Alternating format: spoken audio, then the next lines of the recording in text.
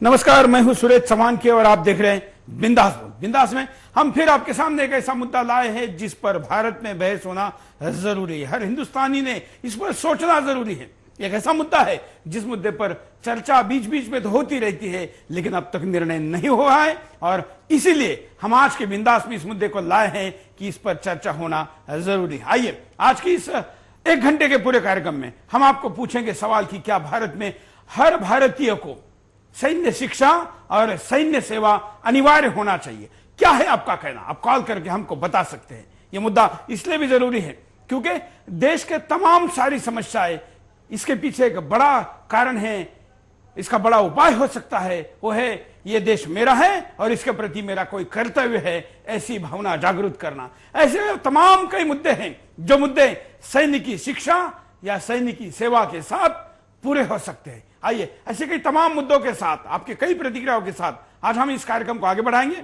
आपकी प्रतिक्रिया लेने के पहले नजर डालते हैं मुद्दे पर।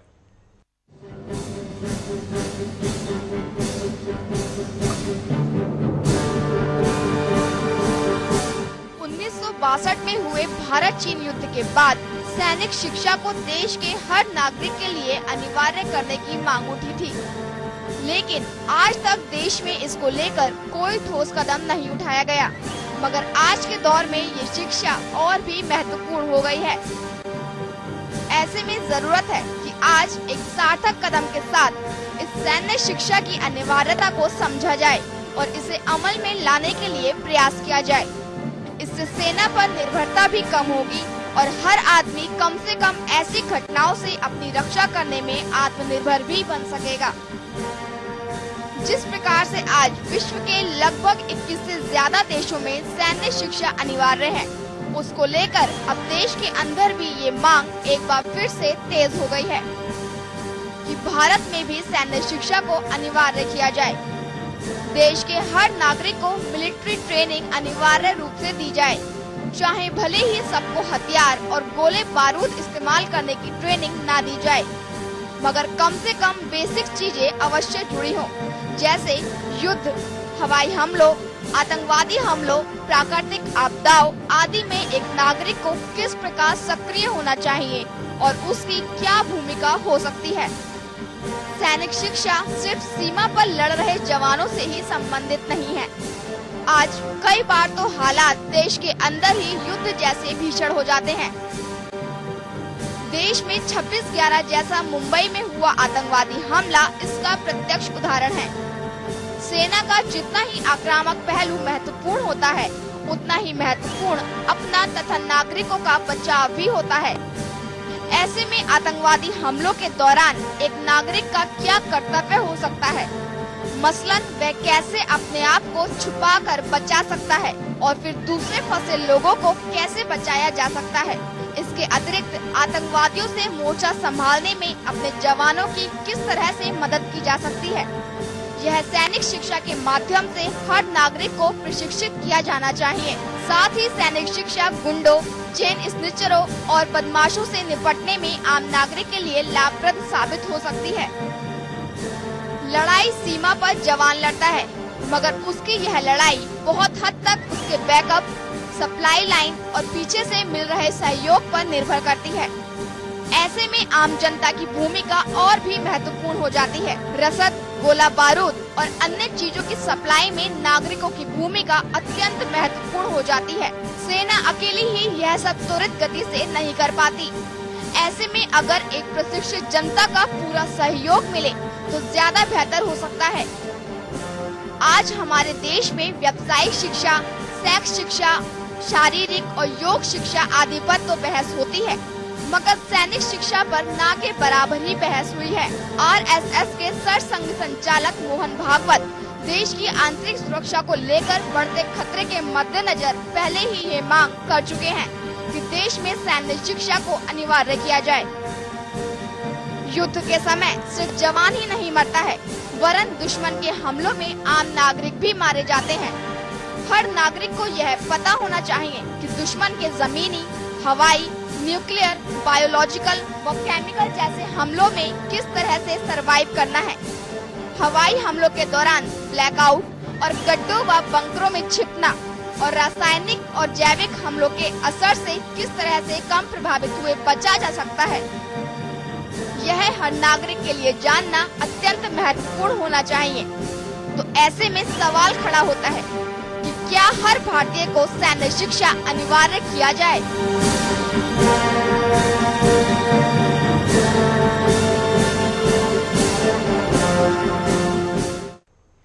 तो ये आज का मुद्दा है और इस मुद्दे पर आपको बोलना जरूरी है, क्योंकि हमारे देश से जुड़ा है, हमारे देश के अस्तित्व से जुड़ा, हमारे देश के भविष्य से जुड़ा है, हम सबसे जुड़ा है और इसलिए इस पर आज खुलकर बात होना जरूरी है। इस विषय को विरोध करने वाले भी इस देश में बहुत लोग हैं और वो भी अपने तर्क देते हैं, लेकिन इसको पक्ष में तर्क देने वाले आगे आए या विरोध भी करने वाले आगे आए तो कोई बात नहीं, अपने अपने मुद्दे रखिए, सब मिलकर हम चर्चा करेंगे, बहस करेंगे, चिंतन करेंगे, मंथन करेंगे और मंथन से निश्चित तौर पर अमृत निकलता है, ये हम जानते हैं।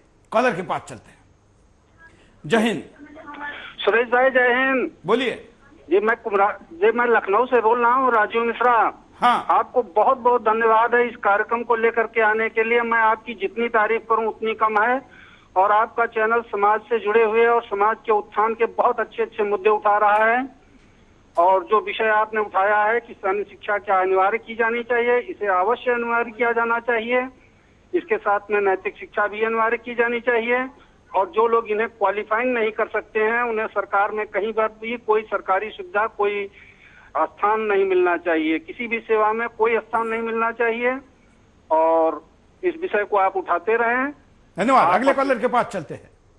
जय हिंद। जय हिंद। बोलिए। मैं केटी पांडे झांसी से हूँ सर। हाँ। सिविल डिफेंस नाम से एक संस्था सरकार की चलती है, लेकिन वो कोई काम वाम नहीं करती है, उसमें सब बेकार के लोग ऐसे लगे रहते हैं। हाँ। और एनसीसी भी है जो स्कूलों में शिक्षा देती है, लेकिन वो भी इसी प्रकार से रिफ्रेशमेंट वगैरह लेकर के सब चला जाता है, कुछ भी नहीं। मैं ये समझता हूँ इसे कड़ाई से स्कूलों में भी अनिवार्य किया जाना चाहिए और हर स्तर पर, चाहे वो कामकाजी महिलाएं हों, पुरुष हों, कहीं भी हों, किसान हो, खेत हो, गाँवों में एक निश्चित रूप से एक सैन्य शिक्षा चलाई जानी चाहिए। इससे सेल्फ डिसिप्लिन पैदा होगा बच्चों में, युवाओं में और एक भारत को एक मजबूत युवा राष्ट्र। धन्यवाद। इस देश के युवाओं को अगर योद्धा बनाना है, यहाँ के युवतियों को अगर रणांगना बनाना है तो यह सैन्य शिक्षा अनिवार्य है। कॉलर के पास चलते हैं। जय हिंद। नमस्कार जी, मेरा नाम मनीष भारती है, मैं दिल्ली से बोल रहा हूँ। हाँ। सबसे पहले तो मैं सुदर्शन न्यूज को धन्यवाद देना चाहूंगा कि सुदर्शन न्यूज ने इतना अच्छा कार्य किया है देश में अभी तक। और मैं चाहता हूँ सैन्य शिक्षा के साथ साथ में कृषि शिक्षा जरूर दी जाए, जो कि दो सैन्य शिक्षा का ना सैनिकों को दर्द कोई समझ पाता है और ना ही किसानों को दर्द समझ पाता है, ताकि लोगों को पता लगे खाने से और देश की रक्षा के लिए दो महत्वपूर्ण जो ये शिक्षा दी जानी चाहिए, कृषि शिक्षा और सैन्य शिक्षा, ये बहुत कंपलसरी होनी चाहिए। धन्यवाद। अगले कॉलर के पास चलते हैं। जय हिंद। हेलो। बोलिए। हाँ जय हिंद सुरेश जी, नमस्कार। बोलिए। मैं अशोक पंचाल दिल्ली से आगरा से बोल रहा हूँ। हाँ। सुरेश जी, जो हमारे पुराने राजा महाराजा हुआ करते थे, हाँ, वो जब 70-75 साल के हो जाते थे तो वो लोग अपने जवान बच्चों को या जवान किसी आदमी को अपनी सत्ता सौंप दिया करते थे। बिल्कुल। और आज ऐसा माहौल हो गया है जो राष्ट्रपति या प्रधानमंत्री की जो कुर्सी है। बिल्कुल। धन्यवाद। हम आज के विषय पर बात करना चाहेंगे कि क्या देश में हर व्यक्ति को, हर हिंदुस्तानी को सैन्य शिक्षा और उसके साथ सैन्य सेवा अनिवार्य करनी चाहिए। कॉलर के पास चलते हैं। जय हिंद। जी, तरुण भारतीय बोल रहा हूँ राजस्थान से। बोलिए। जी, मेरा कहना यह है कि जब देश में यौन शिक्षा अनिवार्य की जा सकती है तो क्या सैन्य शिक्षा अनिवार्य नहीं की जा सकती? इसी विषय में कहना है कि सरकारें अंधी क्यों बनी हुई है। हर व्यक्ति को, मैं तो ये मानता हूं कि भारत का हर व्यक्ति सैनिक बनना चाहिए, और चाहे वो महिलाओं के विभाग में हो, चाहे बालकों के लिए हो, कुछ भी हो, स्कूलों में, विशेष करके स्कूलों में शुरुआत कर देनी चाहिए सैन्य शिक्षा की। बिल्कुल। धन्यवाद। इसमें जो महिलाओं की बात आपने कही है, इस देश की नारी 1200 साल के आक्रमणकारियों ने अत्याचार करके उसको सबला से अबला बना दिया है, और उसको दोबारा अगर सबला बनाना है, उस युवती को रणांगन में लाना है तो उसको सैन्य शिक्षा देना जरूर है। ऐसा अगर होता है तो निर्भया जैसे घटनाएं दिल्ली में या देश में होंगे नहीं, और बलात्कार जैसी घटनाओं को रोकने के लिए एक सेल्फ डिफेंस के तौर पर भी ये भावना उपयोगी हो सकती है, शिक्षा उपयोगी हो सकती है। इसलिए महिलाओं को भी इसमें बढ़ चढ़कर बल्कि बराबरी का, और जब हम हर हिंदुस्तानी कह रहे हैं तो हर हिंदुस्तानी में नारी, महिला, हमारी भगिनी माता आती ही आती है। अगले कॉल। जय हिंद। हाँ जी, जय हिंद। बोलिए। हाँ, जय हिंद। मेरा नाम प्रभा है, मैं विरार थाना डिस्ट्रिक्ट से बोल रही हूँ। बोलिए। मुझे ये कहना है कि ये सैनिक शिक्षा इसलिए अनिवार्य होना चाहिए कि जिससे मेरा भारत देश पूरा स्वस्थ हो जाएगा। आज से करीब 3 साल पहले मैं एक स्कूल में योग शिक्षक थी। उस समय मैंने उस स्कूल के बच्चों के क्लास में कहा था कि अगर जो हमारे यहाँ के बच्चे ये इजराइल होता तो शायद आज सारे बच्चे स्वस्थ होते, क्योंकि सब बच्चे सैनिक, क्योंकि वहाँ ये परंपरा है कि हर बच्चा सैनिक शिक्षा लेता ही है। भारत में ये नहीं, इसलिए आधा नहीं 90% भारत बीमार है। उसके पीछे कारण ये है, और ये अनिवार्य हो जाएगा तो शायद भारत बीमार नहीं रहेगा। बिल्कुल, धन्यवाद। बहुत अच्छी बात आपने कही कि शरीर के स्वास्थ्य के लिए भी यह जरूरी है और मन के स्वास्थ्य के लिए भी यह जरूरी है। जिस इजराइल की आपने बात की वहां पर हर व्यक्ति को सैन्य में सेवा देना अनिवार्य है, लेकिन हमारे देश में सेकुलरिज्म के नाम पर इजराइल जैसे देशों के कुछ आदर्श लेने के खिलाफ हमारे यहां हमेशा माहौल रहता है, और इसलिए इजराइल कुछ करता है तो हम ना करें, यही कहा जाता है, भले हो कितना भी अच्छा, आवश्यक और अनिवार्य क्यों ना हो। और इसीलिए हमारे पास हमारे देश में इस विषय पर चर्चा निकलती है तो इजराइल का नाम आता है, तमाम लोग उसका विरोध करने लगते हैं। लेकिन जो आधा हिंदुस्तान का 90% हिंदुस्तान अपनी बीमार रहने की बात कही, यह बिल्कुल सही है, और यह विदेशी या भारतीय उन दवा कंपनियों की भी साजिश है जो चाहती है कि दुनिया का इतना बड़ा बाजार उनके लिए उपलब्ध हो, और इसलिए यह योग या सैनिक शिक्षा जैसे विषयों को छोड़ने के बजाय भोग के दिशा में जाए, अपने आप को कमजोर बनाए और उनके ग्राहक बनकर जीवन भर लूटते रहे। अगले कॉलर। जय हिंद। हाँ जी, नमस्ते सर। बोलिए। जी, मैं बोलना चाहता हूँ, मैं पश्चिम बंगाल दुर्गापुर से दीपक कुमार ठाकुर बोल रहा हूँ। बोलिए दीपक जी। मैं ये कहना चाहता हूँ, जब मैं स्टूडेंट था सर तो मैं पूरी मन था एनसीसी करने की, लेकिन हमारे पूरे डिस्ट्रिक्ट में सर एनसीसी नहीं थी। और ये सर सैनिक शिक्षा तो मुझे लगता है सर इसके लिए तो 30-40 साल लग जाएगी जब तक, क्योंकि सर प्रेजेंट में जो केंद्र सरकार की नीति है उसके तहत तो सर उम्मीद ही नहीं करनी है। खैर, थैंक यू सर। आप ये धन्यवाद। ऐसा जरूरी नहीं कि जो आप कह रहे इसको 40 साल लग जाएगा। अगर हिंदुस्तान तय करता है तो कुछ भी कर सकता है, लेकिन हम ऐसा तय कर नहीं पाते। हमारे नेताओं की, सरकारों की, भले हो किसी की भी रही हो, उनकी प्राथमिकताएं हमेशा विभिन्न प्रकार की रही हैं, और सामाजिक या राष्ट्रीय चरित्र निर्माण की दिशा में काम नहीं हुआ, और यही कारण है कि आज हमारा राष्ट्रीय चरित्र गिरता हुआ जा रहा है। अगले कॉलर के पास चलते हैं। जय हिंद। ये मुद्दा उठाने के लिए सुदर्शन न्यूज को बहुत बहुत धन्यवाद। आज देश में जैसी स्थिति है उसके लिए सैनिकों का शिक्षा अनिवार्य है हर क्षेत्र में, क्योंकि आज जहां पर हर व्यक्ति अपनी जाति और धर्म का नारा लगा रहा है, जय हिंद बोलने वाला कोई भी नहीं रहा। जय हिंद की अब महिमा गुणगान होना चाहिए पूरे देश में, और उसके लिए सैन्य शिक्षा बहुत ही अनिवार्य है। धन्यवाद। बिल्कुल। अगले कॉलर के पास चलते हैं। जय हिंद। बोलिए। जैन सर, क्या कहेंगे आप? धन्य है वो माताएं जो आप जैसे, अन्ना जैसे, रामदेव जैसे, टीएन शेषन, विनोद राय जैसे, या यूं कहिए अंगुलियों में गिने जा सकने वाले सपूतों को पैदा करती हैं, जो इस विकट परिस्थिति में अपने अपने तरीके से इन ज्वलंत मुद्दों को इस डरे सहमे कुचले समाज के सामने रखने का सामर्थ्य रखते हैं। आजादी के बाद जिनकी तीसरी चौथी पीढ़ी बेरोजगारी भत्ता पाने, बीपीएल कार्ड बनवाने, अनाधिकृत कॉलोनियों में नाम लिखवाने, आधार कार्ड बनवाने में गर्वान्वित हो रही है, जो अन्याय के लिए नहीं न्याय के लिए लड़ रही हो। पेट भरने की गारंटी तो है, पेट में बच्चा गायब हो जाए, किसकी जान चली जाए, कोई सुरक्षा नहीं। जब चीन में सन 62 में हिंदी चीनी भाई भाई का नारा देकर एक शांति का नारा देने वाले देश की कई हजारों मील जमीन हड़प दी, चाचा नेहरू पंचशील कहते ही रह गए। तथा आपके प्रश्न का उत्तर, सन 66 में लाल बहादुर शास्त्री ने भारत को जय जवान जय किसान का नारा दिया, अर्धसैनिक बलों का गठन किया, सशस्त्र सीमा बल को गांव गांव जाकर पुरुष, महिलाओं, युवक युवतियों को सैन्य शिक्षा दी गई। पेट नहीं देश के प्रति जागरूकता आई, उसका फायदा 71 में इंदिरा द्वारा देश को मिला। कारगिल में जवानों ने अपना बलिदान देकर भ्रष्टाचारियों को बोफोर्स तोप का प्रमाण दिया, तब से इनकी जबान बंद है। तब नेतृत्व था, अब नहीं। जिन जनरलों को अगली पंक्ति में खड़ा किया, आज आदर्श घोटाला, सुकना घोटाला, चौबर घोटाला, राशन घोटाले में अग्रणी है। इसलिए हर भारतीय को सैन्य शिक्षा अनिवार्य दी जाए, ताकि राष्ट्रीयता, भारतीयता, आदर्श, संस्कार जैसे शब्दों को पुनः जीवित किया जाए। धन्यवाद, नमस्कार। वाह, बहुत अच्छे, जबरदस्त कॉल था, और यही भावना जरूरी है हर हिंदुस्तानी के बीच में, उसके मन में, और ये लाने के लिए आर्मी शिक्षण, आर्मी एजुकेशन, सैनिकीकरण से कोई दूसरा रास्ता नहीं है। अगले कॉलर। जय हिंद। ओम। बोलिए। ओम जी, मैं अलवर राजस्थान से संदीप बोल रहा हूँ। बोलिए संदीप जी। सबसे पहले मैं सुदर्शन न्यूज को इस बात के लिए धन्यवाद देता हूँ कि वो देश के जो ज्वलंत मुद्दे हैं उनको उठा रहा है, और जो बिके हुए मीडिया हैं उनको छोड़ के जो हकीकत में न्यूज लोगों तक पहुंचनी चाहिए उनको पहुंचा रहा है।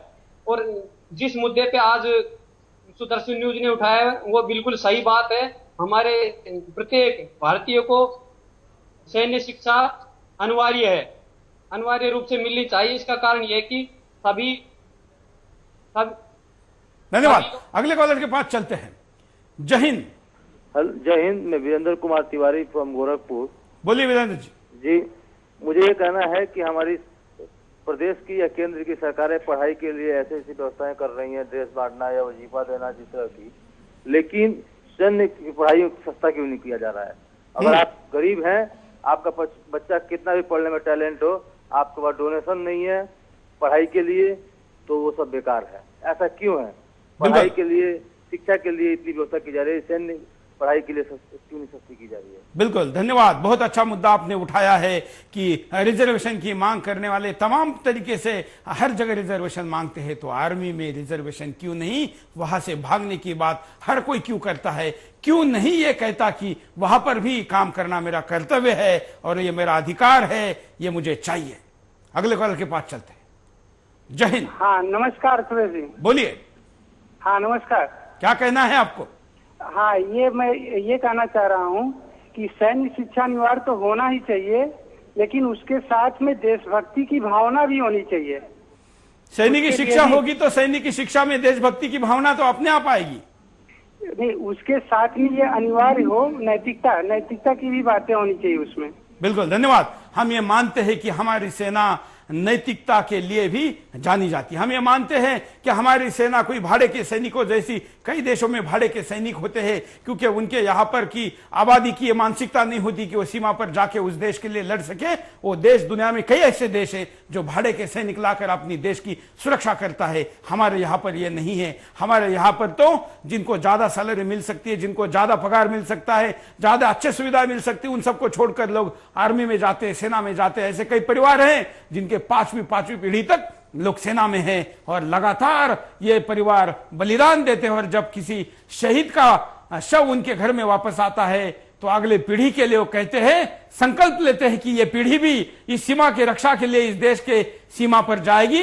ये इस देश की परंपरा है। ऐसी देशभक्ति अगर इस देश के युवाओं में आएगी तो इस देश में होने वाला भ्रष्टाचार, अत्याचार, अनाचार, आंख बंद कर अपने राजनीतिक भ्रष्ट नेता के पीछे चलना या जाति के आधार पर, प्रदेश के आधार पर पार्टियां बनाकर उनके लिए अपना जीवन देने का विचार लोग तोड़ेंगे और देशभक्ति की भावना इस देश में कुट कुट कर भर जाएगी और सारी समस्याओं का हल हो जाएगा। अगले कॉलर।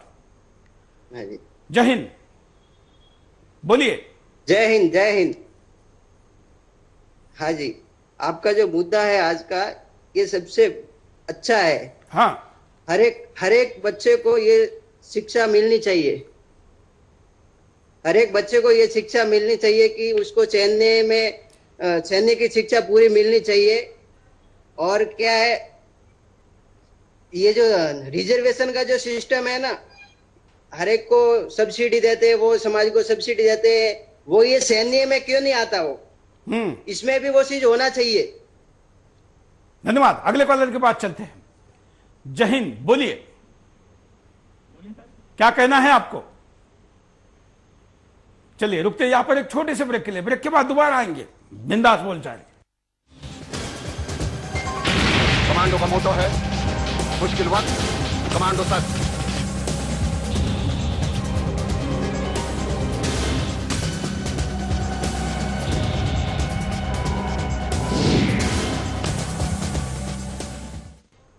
ब्रेक के बाद आपका एक बार फिर से स्वागत है। आप देख रहे हैं बिंदास बोल, और बिंदास में हम आपके सामने मुद्दा लेकर आए हैं, क्या सैनिक शिक्षा अनिवार्य होना चाहिए? अब तक के हर कॉलर ने इस बात से सहमति जताई है, और कहा है कि अनिवार्य होना चाहिए। क्या है आपका कहना, क्या है आपकी प्रतिक्रिया? आप कॉल कर हमको दे सकते हैं, और आपकी सारी प्रतिक्रियाओं के आधार पर ही हम कार्यक्रम को आगे बढ़ा रहे हैं। कई कॉलर वेटिंग में हैं, उनके पास चलते हैं। जय हिंद। जयेंद्र सुरेश जी। बोलिए। सुरेश जी, आपने बहुत अच्छा मुद्दा उठाया है, आपके लिए इसके लिए आपको बहुत बहुत धन्यवाद। सावरकर ने एक मंत्र दिया था कि राजनीति का हिंदूकरण और हिंदुओं का सैनिककरण, आज उसी की सबसे अधिक आवश्यकता है हमें। जब तक राष्ट्र में सैनिक शिक्षा लागू नहीं होगी, राष्ट्र आगे नहीं बढ़ पाएगा। धन्यवाद। अगले कॉलर के पास चलते हैं। जय हिंद। हेलो, जय हिंद सर। बोलिए। जय हिंद सर। बोलिए। सर, बोलना चाहता हूँ मैं, आज के दिन जो हमारे इंडिया की स्थिति है उसके लिए बहुत जरूरी हो चुका है कि हमारे देश में सेना के मनोबल बढ़ाने के लिए युवाओं को जरूर ट्रेनिंग दी जानी चाहिए, ताकि आगे आकर वो कभी भी किसी भी ऐसी विकट परिस्थिति में अपने आप को सबल और प्रबल बना सके। बिल्कुल।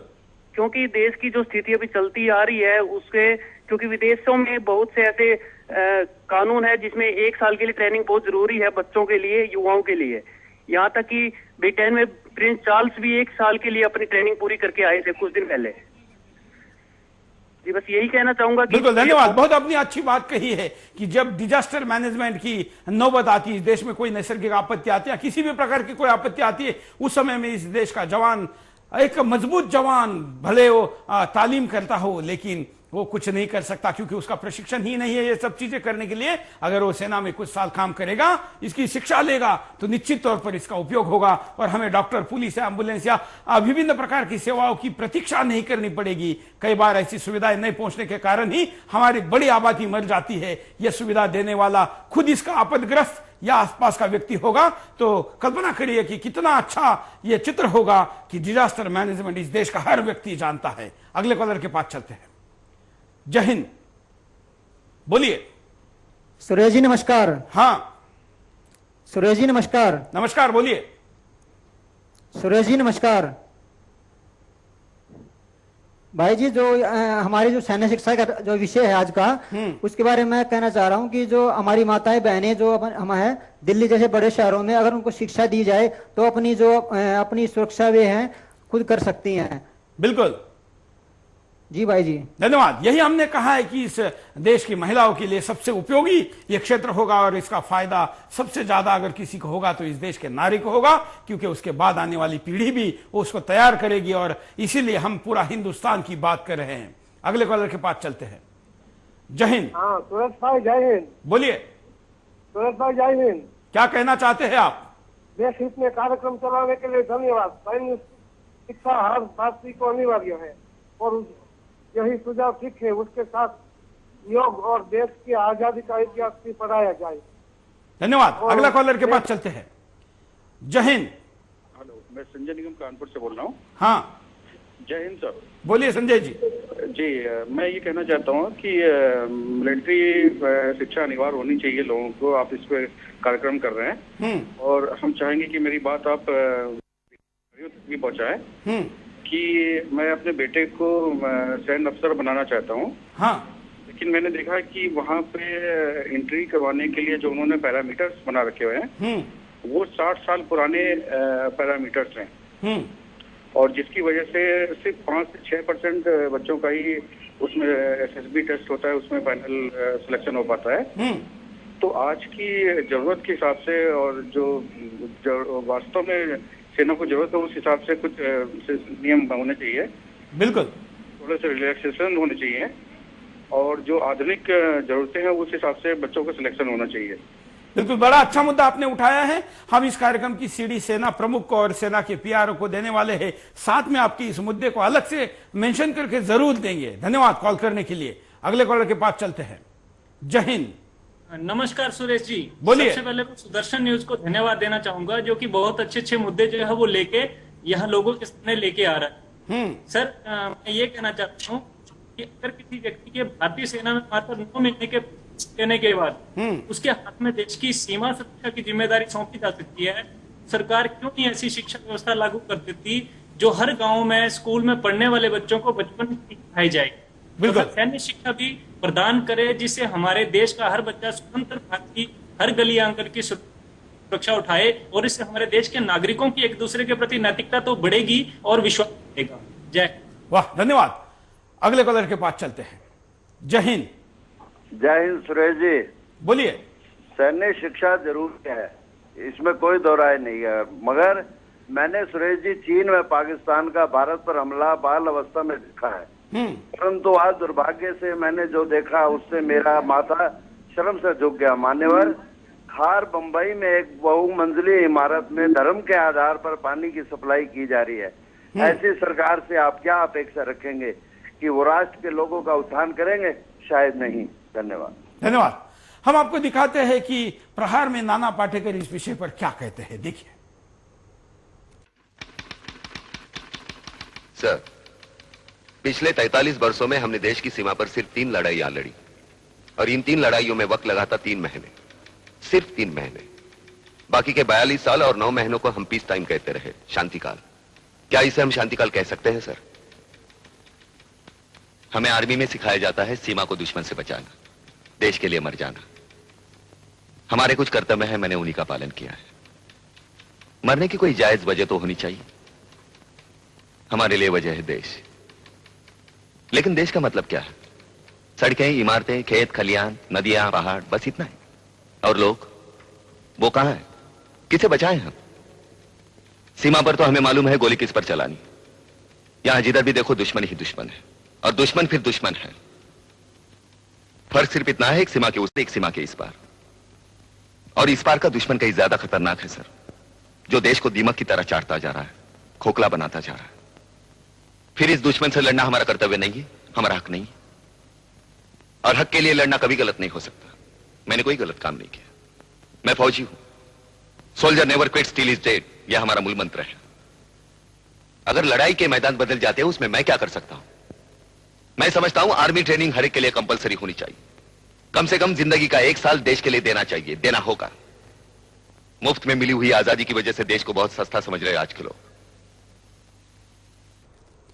यह मुद्दा है, और सबसे प्रमुख मुद्दा यह भी है कि सीमा के उस पार जो शत्रु है, उससे ज्यादा भयानक सीमा के इस पार देश की सीमा में रह रहा शत्रु है, और उसको रोकना है तो हर हिंदुस्तानी को मजबूत होना जरूरी है। नहीं तो कोने कोने में बढ़ रहे देश के दुश्मनों के साइलेंट सेल इस देश में जब चाहे, जहां चाहे, जैसा चाहे, जितना बड़ा चाहे उतना बम धमाका कर देते हैं, लेकिन पड़ोसी शांत बैठा रहता है। उसको पता ही नहीं चलता कि मेरे बगल में कौन था या मेरे ही घर में कौन आके रह रहा था। अगर ये दृष्टि मिलेगी, अगर ये प्रशिक्षण मिलेगा, ये सोच मिलेगी, ये तरीका मिलेगा, ये जानकारी मिलेगी, तो ऐसे सांपों को हम अपने आसपास के बिलों में घुसने नहीं देंगे, और ये देश का सबसे बड़ा अंतर्गत सुरक्षा के लिए महत्वपूर्ण हिस्सा रहेगा।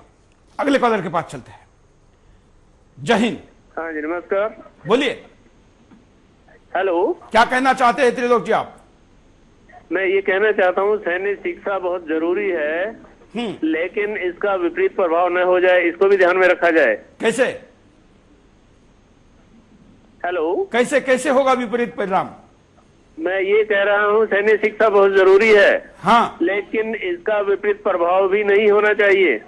इस चीज को ध्यान में रखकर सैन्य शिक्षा देनी चाहिए। मतलब देनी चाहिए, लेकिन कुछ चीजों की सावधानी रखनी चाहिए। जी हाँ, धन्यवाद। ये तो है ही, कोई भी चीज शुरू करनी होगी तो कहीं गलत तत्व उसका फायदा ना उठा ले, इस बात का ध्यान रखना होगा। और ये गलत तत्व जब साथ में प्रशिक्षण लेने लगेंगे, या तो वो सुधर जाएंगे या फिर वहां पर ही पकड़े जाएंगे। आगे चलकर कहीं पर मुंह छिपा के या चेहरा छिपा के या नाम बदलकर जो आज कार्रवाई हो रही है, ये नहीं होगी। इसलिए सावधानी के साथ इसको शुरू करेंगे तो कई चीजें हो सकती है। अगले कॉलर के पास चलते हैं। जय हिंद। बोलिए। सुरेश जी, आज का मुद्दा आपने क्या लिया है? क्या हर भारतीय को सैन्य शिक्षा अनिवार्य होना चाहिए? नहीं सर, अगर हर आदमी देश की सुरक्षा के लिए खड़ा हो गया तो हमारे देश के नेता क्या करेंगे? क्योंकि आपने अभी एक कॉलर ने कहा था कि हमारे देश में 90% लोग बीमार हैं। हाँ, अगर बीमार होने के बाद वो प्रधानमंत्री को जूता मारते हैं, अगर वो सब सैनिक बन गए तो ये तो लोग तो उनको भगा भगा कर मारेंगे दिल्ली की सड़कों पर। चलिए, वो समझाने का एक तरीके के साथ उदाहरण में उन्होंने ये बात कही थी। धन्यवाद। हम अगले कॉलर के पास भी जाएंगे, लेकिन आपको कारणों पर नजर डालते हैं कि क्या कारण है जय हम आपको पूछ रहे। देखिए, सीमा पर बढ़ता तनाव। आज हमारे देश में जिस प्रकार से सरहदों पर लगातार पड़ोसी मुल्क के साथ तनाव बढ़ रहा है, उसको लेकर आम नागरिकों में भय का माहौल है, जो सीमा के आसपास रहते हैं। पड़ोसी देश में सैन्य शिक्षा अनिवार्य। हमारा पड़ोसी देश चीन पूर्ण रूप से अपने देश में सैन्य शिक्षा अनिवार्य किए हुए है। वहां पर हर नागरिक को अनिवार्य रूप से सैन्य शिक्षा दी जाती है। ऐसे में चीन के साथ भारत के बढ़ते मुकाबले के लिए भारत में भी सैन्य शिक्षा की मांग उठने लगी है। 26/11 जैसे आतंकवादी हमलों की आशंका। मुंबई में आतंकवादियों ने जिस प्रकार से कहर बरपाया, उसको लेकर अब हर हिंदुस्तानी अपने आप को भयभीत महसूस कर रहा है। अगर देश में सैन्य शिक्षा अनिवार्य होती तो 26/11 हमले में उतना ज्यादा जाने नहीं जाती, लोग खुद अपना बचाव कर पाते। देश के अंदर बढ़ते नक्सलवादी हमले, जिस प्रकार से देश में नक्सलवादी अपना पांव पसार रहे हैं और बेगुनाहों का खून बहा रहे हैं, ऐसे में सैन्य शिक्षा और ज्यादा महत्वपूर्ण हो जाती है। इसे निपटने में काफी हद तक निजात मिल सकती है। अगले कॉलर के पास चलते हैं। जय हिंद। जय नमस्ते सर। बोलिए। सुरेश जी, हाँ वो देश में ये जो कर रहे हैं ना, ये लूटेंगे ये जो आप जो बता रहे हैं ना, ये कर दिया, फिर उनको लूटने के लिए किधर से मिलेगा? हाँ, देश सुधर जाएगा ना, बिगड़ेगा कैसे? हाँ, उनको तो बिगाड़ने की पड़ी हुई है। धन्यवाद। इस देश के नेताओं को सबसे पहले सेना में भर्ती किया जाए, जब तक ये निर्णय और व्यवस्था नहीं होती, ये भी कहा जा रहा है, या चुनाव का टिकट उसको नहीं दिया जाए जिसने ये व्यवस्था नहीं की। आने वाले विधानसभा और लोकसभा चुनाव के लिए भी ये नियम बनाया जाए कि तब तक सीमा पर या सैनिक शिक्षा जो लेगा या सेवा जो देगा उसको ही टिकट दिया जाए। ये भी सोशल मीडिया में बहुत बड़ी मात्रा में ये एक ही सजेशन कई लोगों ने दिया, इसलिए मैंने इसका विशेष उल्लेख आपके सामने किया है। और जो बड़े बुजुर्ग है जो ऐसे काम में नहीं जा सकते, ऐसे नेताओं को बच्चों से इसकी शुरुआत की जाए, ये भी इस सजेशन में कहा गया है। और भी कई कॉलर हमारे साथ है, उनके पास भी जाएंगे, लेकिन कुछ एमएमएस है, उन एमएमएस को भी देख लेते हैं। हाँ, बिल्कुल करनी चाहिए। जैसे बार बार देश में बार बार आतंकी हमले हो रहे हैं, जैसे कभी मुंबई में हुआ, उसके बाद नक्सली हमले हुआ, ऐसे हमलों को देखते हुए सरकार को चाहिए कि हर भारतीय को, हर नागरिक को की सैन्य शिक्षा कंपलसरी कर दी जाए। देखिए, जिस प्रकार से एवरी देश में सैन्य शिक्षा का चल रहा है, इस प्रकार से भारत में भी होना चाहिए, क्योंकि इससे क्या होता है, जो भी सैनिक होते जो भी होते हैं आल काम करते हैं डिसिप्लिन के अंदर, और जब डिसिप्लिन के अंदर वो लोग काम करते हैं वही शिक्षा हम लोगों को मिलेगी, तो डिसिप्लिन के अंदर जो भी डिसिप्लिन होगा उसके अंदर ही काम करेंगे। उससे क्या होता है, जो भी क्राइम होते हैं इन पर भी कंट्रोल होगा, बहुत कुछ कंट्रोल होगा। जिस प्रकार अन्य देशों को देखिए, अन्य देशों में क्राइम नहीं होते इतने ज्यादा जो इंडिया में हो रहे हैं, क्योंकि इंडिया में जो है जो भी नॉलेज है वो नॉर्मल बेस की है। यदि सैन्य शिक्षा दी जाए, सैनिकों की तरह यहाँ पर ट्रेनिंग दी जाए तो डिसिप्लिन है। कॉलर के पास चलते हैं। जय हिंद। हाँ, जय हिंद जी, नमस्कार जी। बोलिए। हाँ जी, सुरेश जी नमस्कार। क्या कहना चाहेंगे आप? हाँ नमस्कार जी, मैं ये कहना चाहूंगा कि आपने सैन्य शिक्षा अनिवार्य बताया है। हेलो, बोलते रहिए आप। हाँ जी, तो ये तो सैन्य शिक्षा तो जितने भी अपने सैनिक है यही बोलते हैं, लेकिन इनका जो काम है ना वही काम होना चाहिए, इसके अलावा काम मतलब सैनिकों से नहीं करवाना चाहिए। सैनिक मतलब जो काम है उसको छोड़ करके सफाई है और मतलब बाकी के टेंशनों में लगे रहते हैं। सफाई कर्मचारी पूरे नहीं है, छुट्टी जाते हैं तो उनको गाड़ियां नहीं मिलती है। मतलब बहुत से ऐसे कारण है कि मतलब सैनिक, एक सैनिक 20 सैनिकों का काम हो सकता है। भारतीय नौजवानों में इतनी ताकत है। बिल्कुल, धन्यवाद। हम देश की सुरक्षा के लिए केवल ये बात नहीं कर रहे, हम जानते हैं कि हमारे देश की सीमा पर खड़े इस देश के प्रहरी पर्याप्त है, और ये इतने पर्याप्त है कि एक साथ सारे दुश्मनों ने हमला कर दिया तो भी हमें वो सुरक्षित रख सकते हैं। लेकिन हम आने वाली पीढ़ी की बात करते हैं, हम केवल सीमा सुरक्षा नहीं तो अंतर्गत सीमा सुरक्षा की बात करते हैं, व्यक्ति के चरित्र के निर्माण की बात करते हैं। ऐसे कई समस्याओं का समाधान इस सैनिक की शिक्षा में हम देखते हैं, और इसीलिए आज का बिंदास में यह मुद्दा हमने लाया है। अगले कॉलर के पास चलते हैं। जय हिंद। जय हिंद। बोलिए। मैं राउरकेला से बोल रहा हूँ, उड़ीसा से। सर मेरा बोलना ये है कि अभी चाइनीज चीज देश में हर जगह में करोड़ रुपया का बिके जाता है। तो मेरा ये सुझाव है कि एक दिन ऐसा दिन हम सारा भारत में चुने जिस दिन में सारे चाइनीज चीज को जलाया जाएगा, तब जाके इनको जो आर्थिक सुविधा मिलता है चाइनीज लोगों को, माने वो बंद हो जाएगा। धन्यवाद।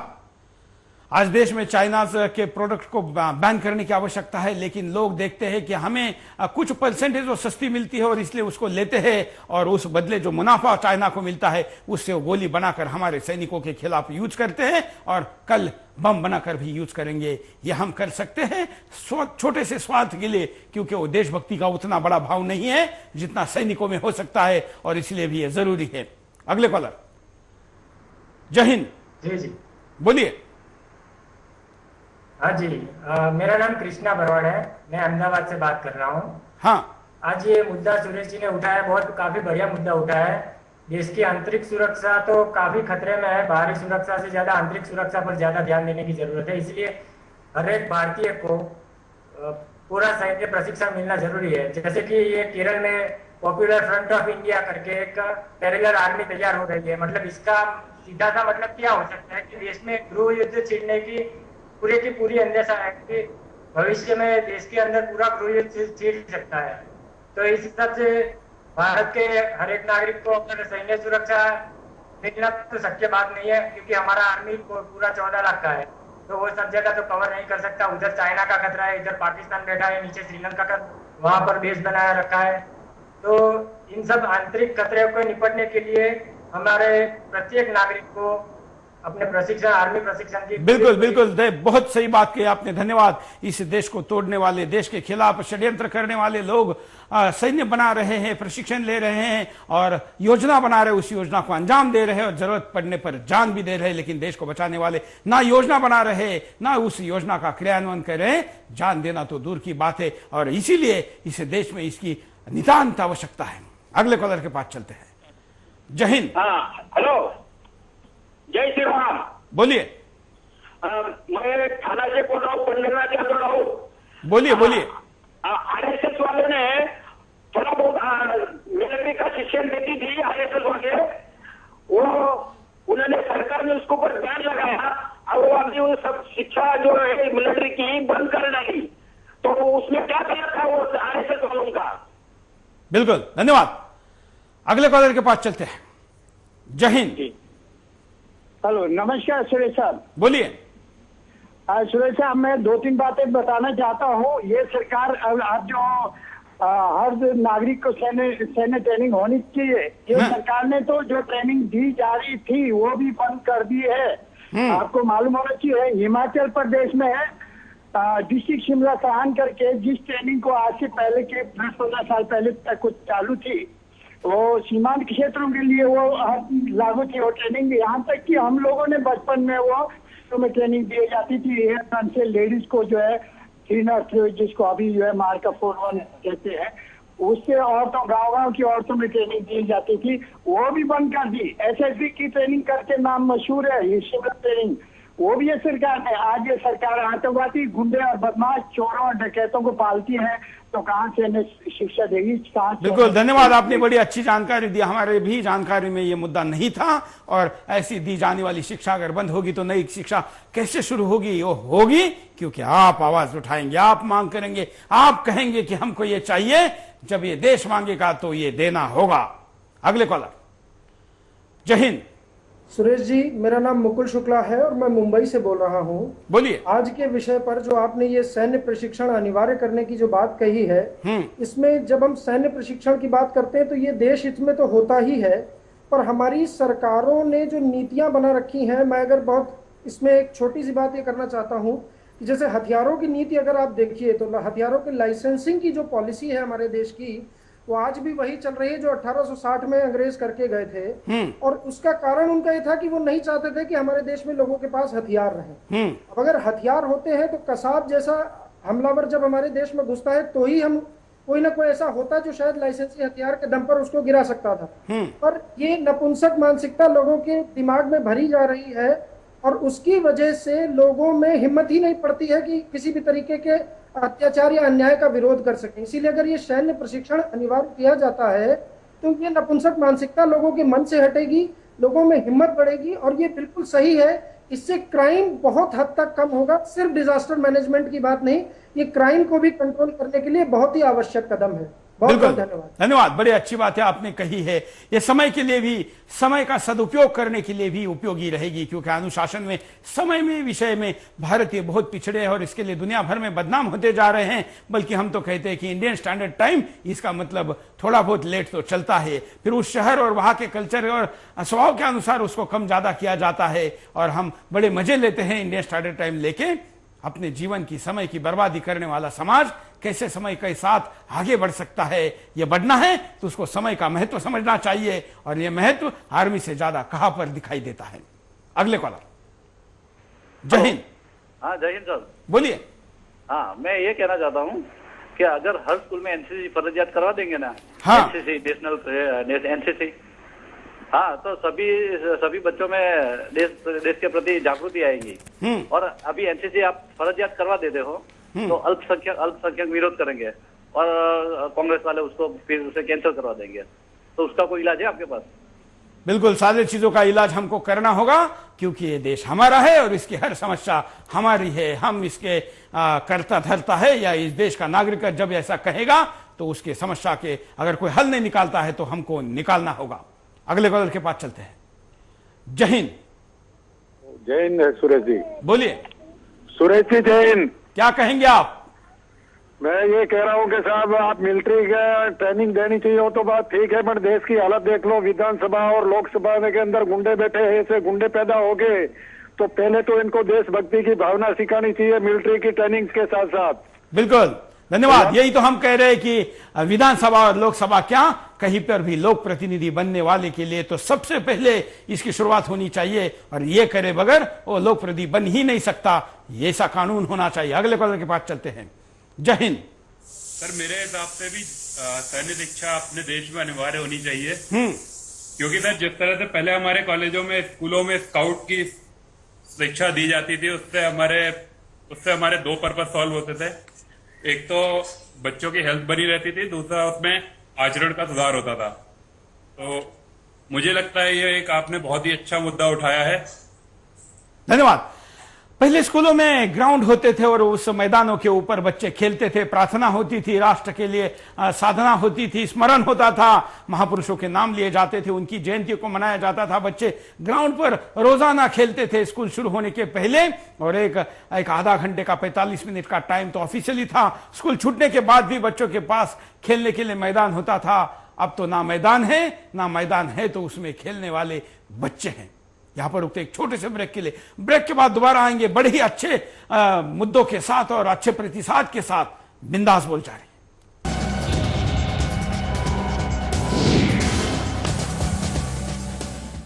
ब्रेक के बाद आपका एक बार फिर से स्वागत है। आप देख रहे हैं बिंदास बोल, और बिंदास में हमने आज जो आपके सामने मुद्दा लाया है, इस मुद्दे को आज अभूतपूर्व प्रतिसाद मिला है, और स्काइप से लेकर टेलीफोन कॉल तक या सोशल मीडिया में इतनी सारी प्रतिक्रिया है कि इस हिंदुस्तान को सचमुच में सैन्य शिक्षा चाहिए, ये मांग सामने आ रही है। क्या है आपका इस विषय पर कहना? आप कॉल कर समय में अपनी बात को रख सकते हैं। अगले कॉलर के पास भी चलेंगे और आपके कॉल भी हम यहां पर जरूर लेंगे। जय हिंद। बोलिए। हेलो, क्या कहेंगे आप? नमस्कार सुरेश जी। नमस्कार, बोलिए। मेरा नाम मोहित शर्मा है, मैं इजराइल से हूँ। वाह वाह, बोलिए। सर, हमारे देश में हर एक आदमी को, जो लोग स्कूलों में पढ़ते हैं, उन लोगों को सैन्य की शिक्षा देनी बहुत ही जरूरी है। जब तक किसी के अंदर देशभक्ति नहीं होगी, वो देश को क्या सुधारेगा? वाह। मैं इजराइल में हूँ। 18 साल के बाद हर एक आदमी जाता है, और स्कूलों में उन लोगों को शुरू से ही सिखाया जाता है कि आप लोगों को 18 साल के बाद ट्रेनिंग पे जाना है। उन लोगों बच्चों में ही, उन लोगों को, इजराइल के लोग बच्चों में ही देशभक्ति के गुण भर देते हैं। बिल्कुल। तो यही मैं चाहूंगा हमारे देश में भी ऐसा ही हो। धन्यवाद। आज के इस इजराइल से जो भारतीय अपनी बात को कह रहे हैं, वो हमारे मुद्दों को पुख्ता कर रहे हैं, और वहां बैठकर अपने आंखों से उन्होंने इजराइल को जो देखा है वो हिंदुस्तान को देखना चाहते हैं, और इसलिए यह आज का कॉल बहुत ही महत्वपूर्ण था कि सीधा इजराइल से। अगले कॉलर। जय हिंद। हनुमान सिंह बोल रहे। बोलिए। हेलो, क्या कहना चाहेंगे हनुमान जी? हम कहना चाहते हैं कि धार्मिक आदमी के लिए ट्रेनिंग होनी चाहिए, इससे डिसिप्लिन बढ़ता है। देखो कैसे अपराध हो रहे हैं, तो फौज में होने से तो आम आदमी का तो वैसे ही डिसिप्लिन हो जाता है। बिल्कुल, धन्यवाद। हम आपको दिखाते हैं कि जो बात हम कह रहे हैं ऐसा प्रशिक्षण होता भी कैसे है, ये नाना पाटेकर के साथ। मैं major Chauhan from second Maratha काली 5वीं विश्राम। याद रखो, तुम यहां कमांडो ट्रेनिंग के लिए आए हो, पिकनिक के लिए नहीं। हम यहां नौजवानों को जवान और जवानों को जाबाज कमांडोज बनाते हैं। कमांडो का मोटो है मुश्किल वक्त कमांडो सख्त। अब मैं तुम्हें अगले 35 दिनों में होने वाली कार्रवाई के बारे में तरतीबवार बताऊंगा। पहले कुछ दिनों की ट्रेनिंग दमखम मजबूत करने के लिए बीपीटी से शुरू होगी। उसके बाद BOC UC that is battle obstacle course अनाम कॉम्बैट होगा। उसके बाद confidence jump, survival training, explosive और डिमोलिशन को इस्तेमाल करने की कार्रवाई सिखाई जाएगी। Assault charge, advance steel cutting technique सिखाई जाएगी। दाह का इस्तेमाल, ट्रैप बनाने और रूट मार्क करने की कार्रवाई, रॉक क्लाइंबिंग की ट्रेनिंग, एंड्योरेंस के लिए पिट्टू के साथ मार्च करने की प्रैक्टिस और रस्सी के सहारे हेलीकॉप्टर से उतरने की कार्रवाई भी सिखाई जाएगी। ट्रेनिंग शुरू करने से पहले मैं तुम लोगों को एक बात बताना चाहता हूं। इसकी कामयाबी के लिए उत्साह और पक्के इरादे की जरूरत होगी। ट्रेनिंग के दौरान किसी को बंदोबस्त या एडमिनिस्ट्रेशन की कोई तो एडम जैसी हो या इंस्टीट्यूट से मिल सकता है। ये दूसरी बात है कि सुबह 4 बजे से रात 11 बजे तक की ट्रेनिंग के बाद 40 डॉक्टर को उनसे मौका मिलेगा। रात को 4 घंटे की नींद मिलेगी। यही तुम्हारा मनोरंजन होगा। हमारी पूरी को किसी तरह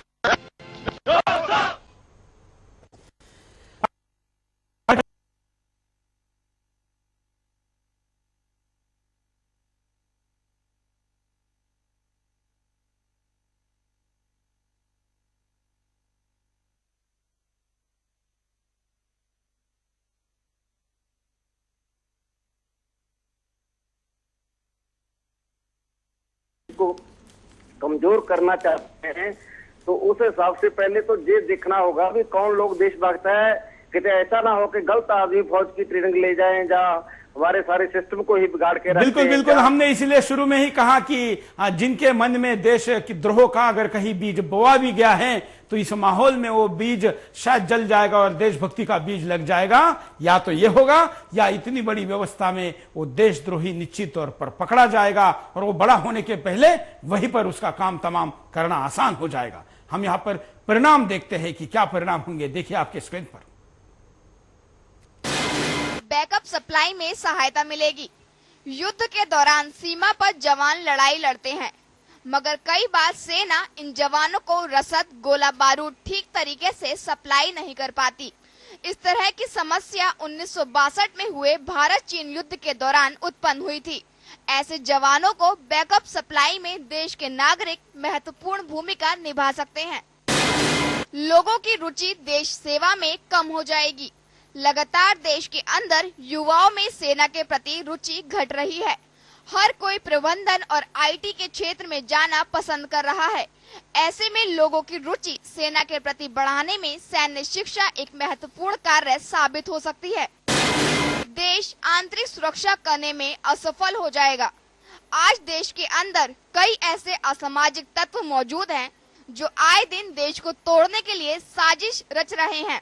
साथ ही गुंडों, चेन स्निचरों का लगातार बढ़ते आतंक से लोग अपने आप को असुरक्षित महसूस करने लगे हैं। ऐसे में अगर सैन्य शिक्षा अनिवार्य नहीं की गई तो देश टुकड़ों में बंट सकता है। अरुणाचल प्रदेश और कश्मीर पर दुश्मन कब्जा कर लेंगे। चीन और पाकिस्तान लगातार सीमा पर घुसपैठ कर रहे हैं और वहां के लोगों के घरों में घुसकर हमला कर रहे हैं। ऐसे में सैन्य शिक्षा वहां के लिए सबसे बेहतर साबित हो सकती है। कॉलर के पास चलते हैं। जय हिंद, बोलिए। जय हिंद सर। सर मेरा कहना यह कि हर इंसान को, हमारे भारत के अंदर हर व्यक्ति को सैन्य शिक्षा जरूरी है। और ये करेगा कौन, लेकिन सबसे बड़ा मुद्दा ये करेगा कौन। सरकार ये करना नहीं चाहती और कुछ संगठन है जैसे आरएसएस है हमारे लिए जो ये काम करती है, जो कुछ हद तक। बिल्कुल।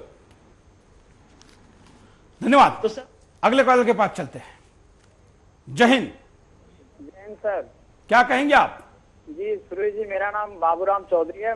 मेरी इच्छा यही है कि हमारे जो है नवयुवक जो हैं उनको सैन्य शिक्षा दी जाए, जिससे मतलब देश में बेरोजगारी और ये जो होता है मतलब भ्रष्टाचार, इससे थोड़ा सा निजात मिले। और इससे तो लोग बहुत परेशान हैं, हम लोग तो बहुत परेशान हैं। धन्यवाद। अगले कॉलर के पास चलते हैं। जय हिंद।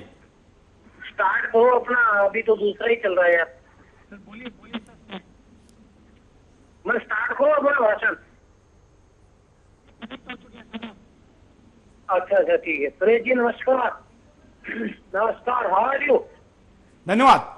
हम अगले कॉलर के पास चलते हैं। आप भी कॉल कर सकते हैं, अपनी बात को रख सकते हैं, लेकिन कॉलर के पास वीडियो कॉलर के पास चलते हैं। जय हिंद, बोलिए। सर, मैं आपके मुद्दे का पूरी तरह समर्थन करता हूं कि सैन्य शिक्षा हर व्यक्ति के लिए अनिवार्य होनी चाहिए। हाँ। जिस तरह से 1857 हेलो बोलते रहिए आप।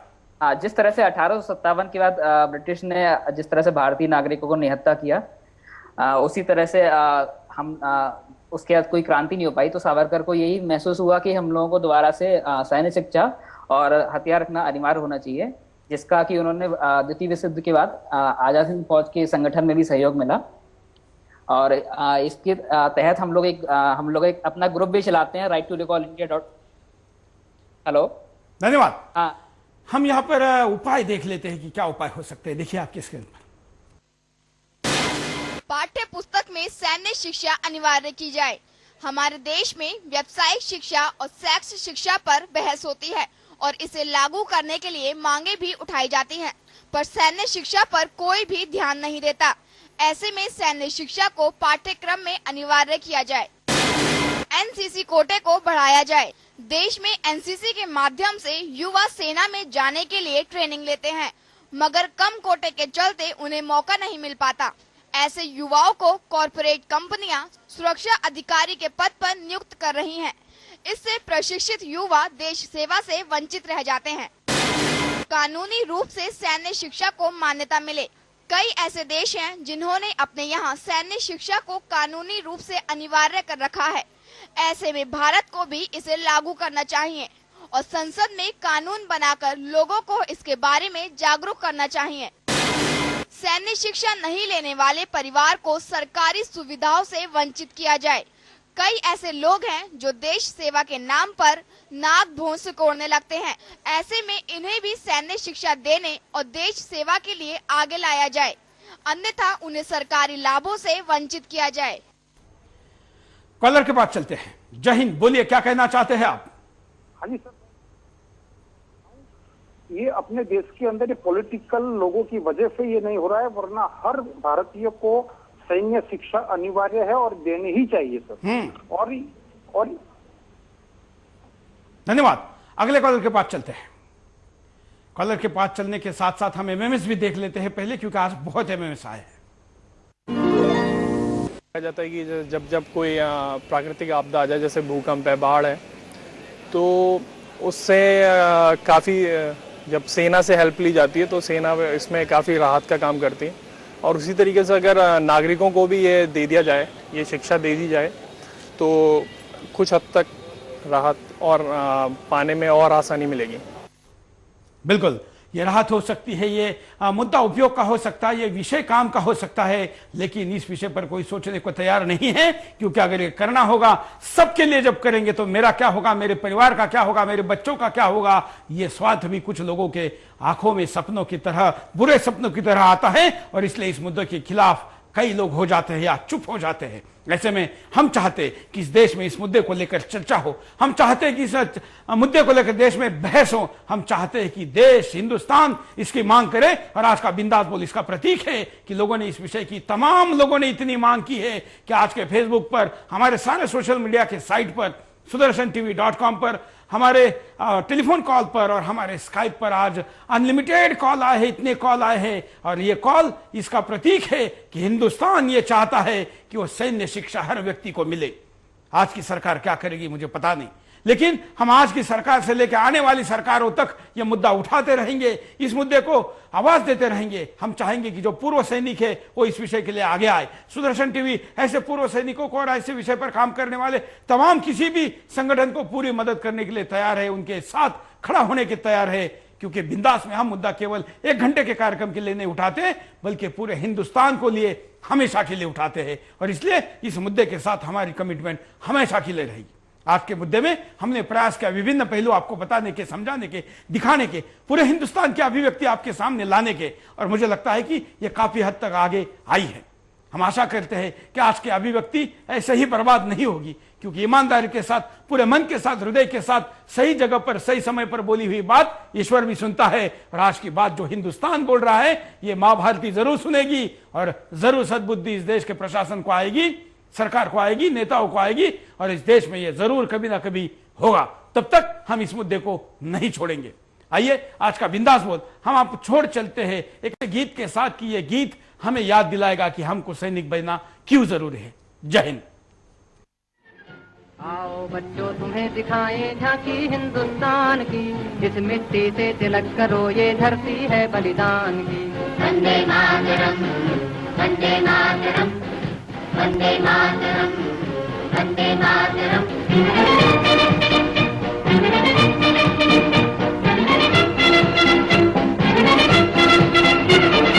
ये है अपना राजपुताना नाज से तलवारों पे, इसने सारा जीवन काटा बरछी तीर कटारों पे।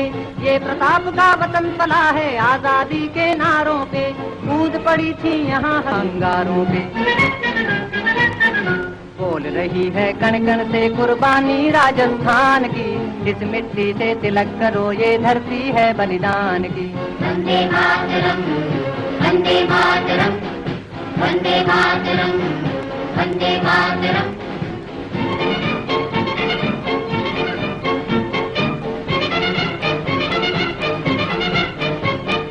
देखो मुल्क मराठों का ये यहाँ शिवाजी डोला था, मुगलों की ताकत को जिसने तलवारों पे तोला था। हर पर्वत पे आग जली थी, हर एक शोला था, बोली हर हर महादेव की, बच्चा बच्चा बोला था। शेर शिवाजी ने रखी थी लाज हमारी शान की, इस मिट्टी से तिलक करो ये धरती है बलिदान की। वंदे मातरम,